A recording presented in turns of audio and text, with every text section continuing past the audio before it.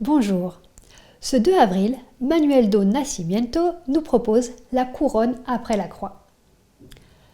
Dès lors, Jésus commença à montrer à ses disciples qu'il lui fallait aller à Jérusalem, souffrir beaucoup de la part des anciens, des grands prêtres et des scribes, être tué et se réveiller le 3e jour. Matthieu 16, verset 21. Après la question posée aux disciples, « Au dire des gens, qui est le Fils de l'homme ?» Jésus leur dit son avenir, celui de la souffrance et de la mort.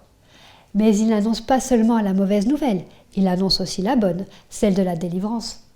La croix ne restera pas chargée de son corps, le tombeau ne gardera pas son cadavre prisonnier. Matthieu mentionne les 3 personnes siégeant au grand Sanhédrin de Jérusalem. C'est dire que les souffrances de Jésus auront une portée politique, officielle. Non, Jésus ne sera pas condamné en catimini. Ce sera une affaire publique. Cette franchise, qui a sans doute pour but de préparer les disciples à la réalité de ce qu'ils vivront, ne manque pas de choquer Pierre.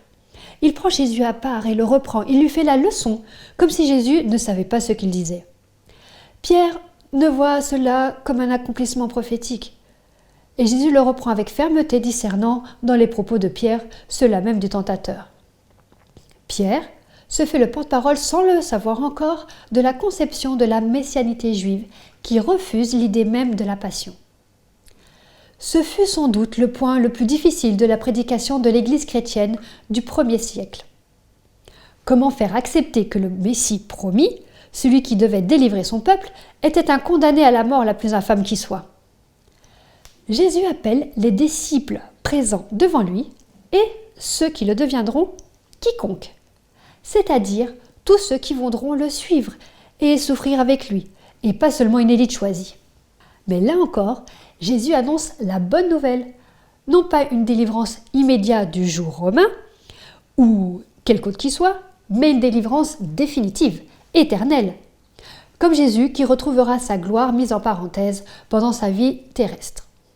L'apôtre Paul dira que cette délivrance est au-dessus de tout ce que l'être humain peut imaginer de mieux. Accepter nos souffrances, non à cause des mauvaises actions pratiquées, mais parce qu'elles font partie de la vie comme celle que Jésus a vécue. Et par la foi, attendons aussi la délivrance. C'est la couronne après la croix qui nous est proposée.